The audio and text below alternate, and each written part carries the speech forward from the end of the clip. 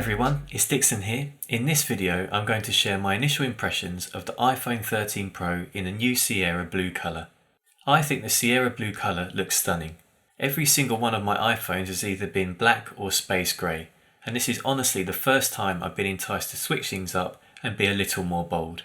In my opinion, it's like an icy metallic colour, and depending on the way it captures the light, the colour does change from a more baby blue colour to almost cold steel. Either way, I love it. The back is more of a matte finish which feels smooth to touch, with the Apple logo very subtly positioned in the centre. The edges of the iPhone are a glossy finish, again with a subtle blue tint throughout, and are made of steel. They therefore love fingerprints. The buttons are conveniently placed and sized, but one thing I quickly noticed is the extra weight. Not uncomfortable, but it is a little more effort to hold this in one hand. The matte finish on the back of the iPhone also makes it a little slippery, so I've decided to try out a transparent case. The camera lenses are huge. I'm upgrading from the iPhone XS, and so these are massive in comparison. This iPhone offers significant updates to the camera with wider apertures and a larger sensor, so I'm not surprised these need to be on the bigger side. Naturally, this means they protrude the back of the device a lot, so once again the iPhone rests unevenly on surfaces. Powering up the screen, I can see how much of an improvement it is over my old iPhone XS. Now offering a variable 120Hz refresh rate, animations such as scrolling a page of text and icon transitions are beautifully smooth.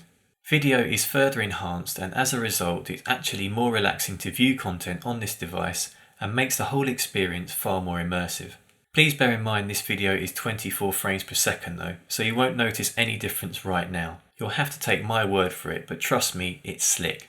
Screen brightness now supports up to 1200 nits for HDR content, and I can definitely see that image quality is more vibrant and rich colours pop out, even in bright locations with a lot of sunshine.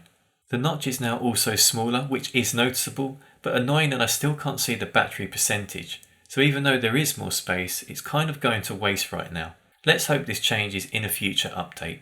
The camera is the most important aspect of an iPhone for me, and my initial impression is just wow. With better apertures and a bigger sensor, this device offers fantastic low light performance. Look at how quickly the camera adjusts depending on the setting. This is clever stuff.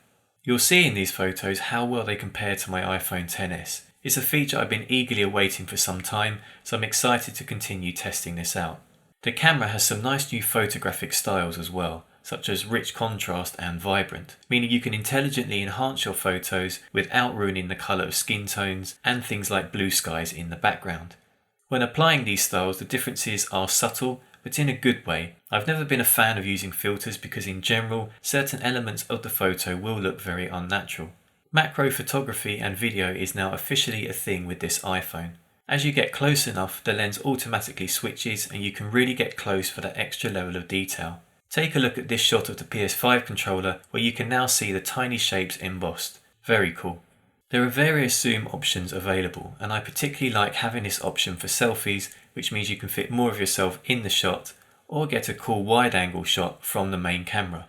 Another big new feature is cinematic mode, which is basically portrait mode for video, where the camera focuses on the target, such as your face, and adds the cool looking bokeh effect in the background.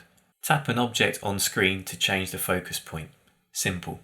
It seems to work nicely in general, and I love the fact you can adjust the focus after recording, which you wouldn't be able to do with a regular camera. It also works for the front facing camera, which may appeal to you if you use this for vlogging or something similar. It is however locked at 1080p at 30 frames per second, so that may be an issue for some of you, bearing in mind all of my YouTube videos are 4K. When viewing on your phone, I think the quality will be great for most people, but for those looking for more customization, it may actually prove to be more of a gimmick. I'll be testing the performance, battery life and other features over the coming week, but so far I'm really excited by the iPhone 13 Pro. It definitely seems to be a solid upgrade, with many of its core hardware and features refined. So these are my current thoughts. If you have any questions, please leave them in the comments down below. Happy to answer them. Otherwise, thanks very much for watching, and I'll see you soon.